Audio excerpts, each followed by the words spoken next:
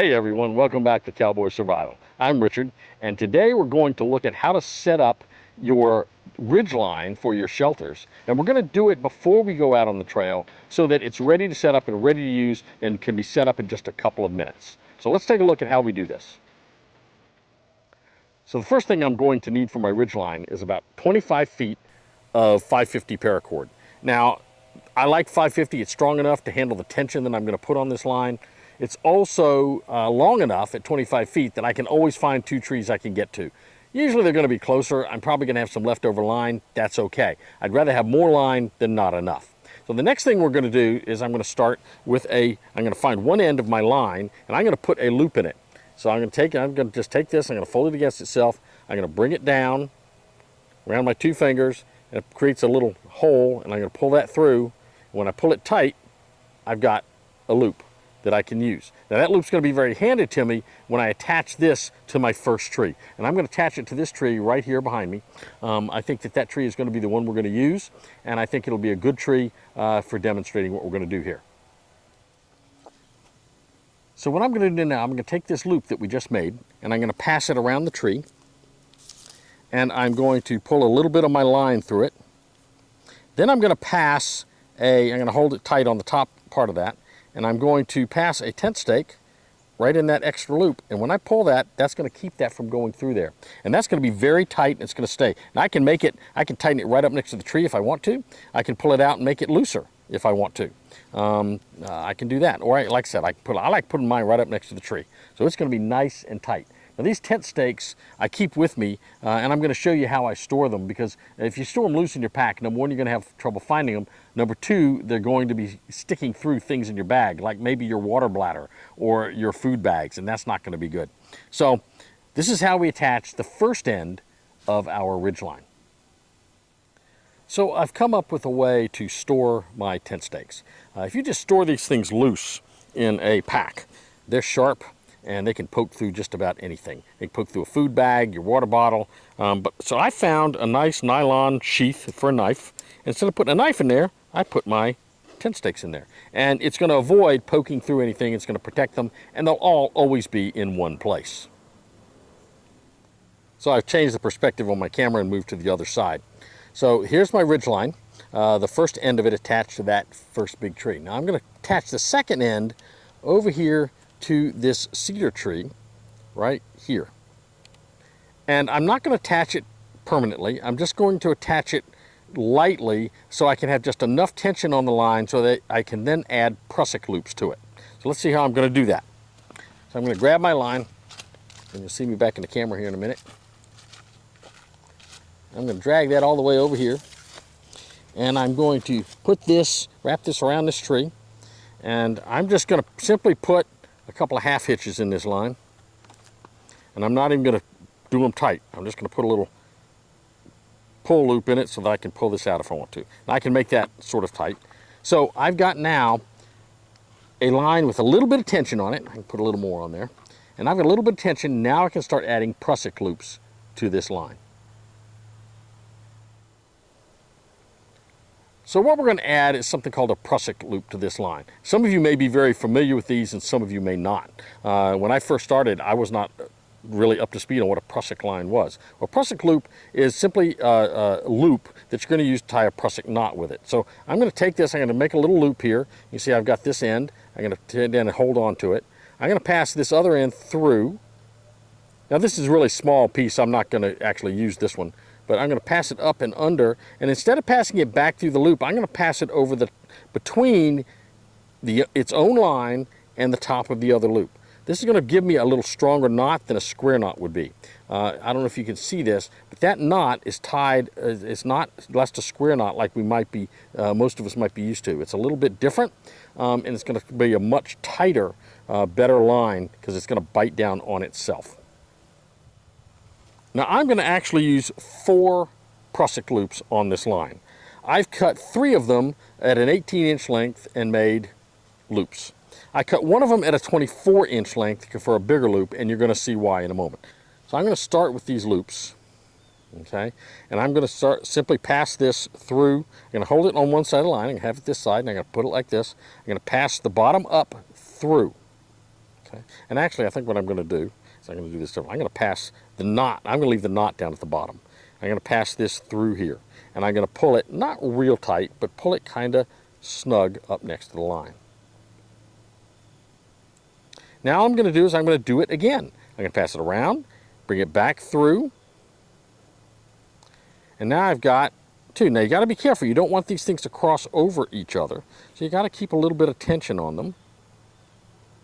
I don't know if you can see, but I've got here, I've got a loop here, two, and then I've got two. Now I'm going to pass through one more time, make a third pass through on this, and I'm going to have on either side of my loop, I'm going to have 3 round knots, and I can pull those really tight. Okay, so I'm going to pull those really, really tight as I can on this line.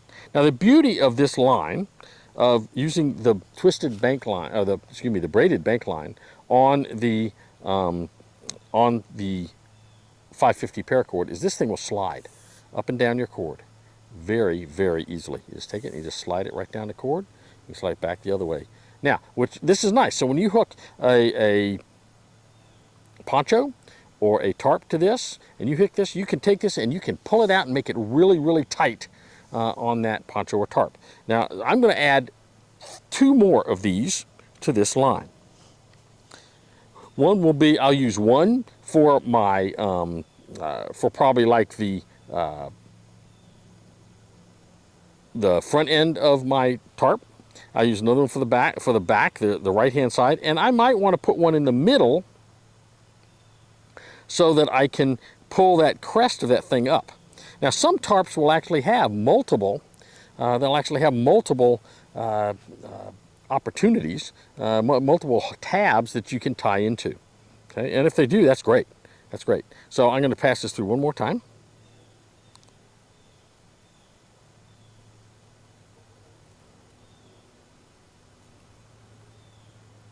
And now I've got 3 circles. Again, I don't want these things to lap over each other, and I've done that here, so I've got to undo them because I want them to be 3 nice loops beside each other. And if you have 3 coils on either side of your string, and you put that on there, now I've got 2 prusik loops on my line, and they can both slide very easily. And like I said, when you put tension on these things, so I can slide them, right? See how I can slide that?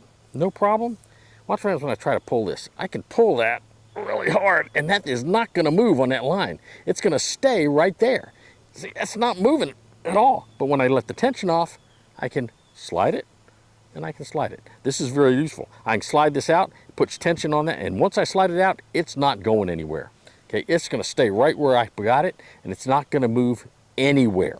That's going to be really helpful to us when we're trying to tighten up our tarp or our tent, and in a minute when we're trying to tighten up our other line. So let me put one more line on this so you can see this one more time. And pass this through. So it sort of looks like this. Looks like a little cowboy hat, I guess, which is appropriate for cowboy survival. So we're going to pull that down. I'm going to wrap it around the line, pull it through one more time. You know, I was a Boy Scout, I was an Eagle Scout, and did a lot of camping. They never taught us about prusik loops. I don't know why not, but they certainly didn't. It would have been very useful to me when I was in the field. Of course, when I was a Boy Scout, we basically did not have access to things like tarred bank line or 550 paracord. Those things simply weren't being used yet widely by the general public. And so nowadays, the technology is so much better. You've got all kinds of different lines you can use. So I'm going to take this and I'm going to pull it again. Pull it nice and tight. And I've got my 3 coils lined up right next to each other, and I can still pull that tighter if I want to. And those will line up. So I now have 3, you see them, count them. I have 3 prusik loops on this line. I'm going to add one more, and that's my big one. That's my 24-inch one. So I'm going to add that one. So I'm going to pass it through. And you don't need to, just because it's bigger doesn't mean you need to do more coils. 3 coils is all you need. So pass it around that cord 3 times. And again, make sure your coils are not passing over each other. That's sometimes easier said than done, but it can be done with a little practice.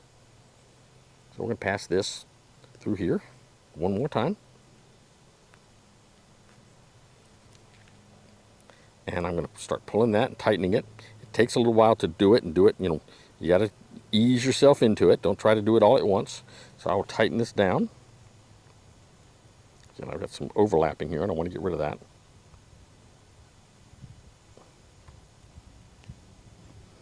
I can push those together. I can keep pulling it a little tighter. Now, this line I'm going to use to tighten this ridge line, and that's what we're going to show you how to do next. Okay, so as my best friend Mark says, I'm about to land the plane, so stay with me. So if you remember, we had this line tied off down here at the tree with just a little loop, right? And we're going to pull that out in a minute. I've got my prusik loop down here, and you remember that thing slides up and down. So remember we tied it back in the middle of the line, but I've slid it all the way up here, and it's going to be right here on the line. So I'm going to now pull this out, pull this tension out of this. So now if I just let go of this, the line's going to go down, right? So I'm going to take this now, and we're going to put it on this tree. I'm going to bring it around. I'm going to pass it through my prusik loop. Now you could use a smaller one. I used the 8. You know, remember I said I did 24 inches on this thing. You know, so you don't have to do that much. It's just what I do. So then what I'm going to do is I'm going to take this, now that it's in there, and I don't know if you can see that, that line is in that prusik loop. I'm going to simply take that line and I am going to pull on it. I'm going to pull really hard. And I've got a lot of tension on that paracord right now. Remember, paracord can take a lot of tension. It can take 550 feet. I'm using leverage here on this. So I'm going to do a little half hitch here. And I'm going to make sure it's down close to that prusik loop, and it is. Well, hold on a second, let it slip. So I'm going to take this, I'm going to pull it tight. Now I'm just going to pinch that together. I'm going to pass this line over. I'm going to do a half hitch on it and pull it through. And I'm going to put a little loop in it. I'm going to pull out one of my tent stakes, put it in this loop. And you could use a stick that you found on the ground, would work just as well. Now that's in there. It's going to keep that from pulling out, and I've got a lot of nice tension on that line.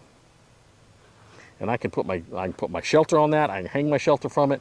I can put this down at an angle if I wanted it to angle high to low. I've got this one set a little high. It's set at about 3 feet. You might only want to set yours at about 2 feet. When you set it at 3 feet, you're going to get a much narrower shelter. If you want a broader shelter to sleep under, I mean, I don't know how high you need it to be. You're not going to be sitting in there eating dinner. You're going to be sleeping in it, right? So you want it nice low to the ground to retain your heat, and you want it wide enough so that you can move around in it and you're not constantly rolling out of it during the night. So hopefully this will help you. This is my version of a quick deployment ridge line. Hopefully you learned something. If you've got some comments on how you might think a better way to do it, please let me know in the comments. In fact, a lot of people like to use trucker's hitches. I don't use a trucker's hitch because it's a knot I have to learn and remember. This is easy. I can just lock this thing down on this prusik loop that's biting into my line, and I don't have to worry about thinking what kind of knot do I do in the middle of the night. Pull it through, loop it closed, put that stake in there, and I'm ready to go to bed for the night. As soon as I put my shelter, just hang my shelter right over this line, and that line is going to be nice and taut all night long. Well, I hope you enjoyed this video on how to put together a quick deployment ridge line. If you liked the video, please click the like button down below. We'd also love to have you subscribe to the channel. Our goal is to hit 100 subscribers by Thanksgiving. I think we're going to get there. We may already be there by the time you watch this video. Remember, we want your comments. We want to know what you think of these videos and what you think we could do to make them better. Plus, I'd love to have ideas on things you might want to see or learn about. So, be strong, be prepared, have a blessed day. We'll see you soon on Cowboy Survival.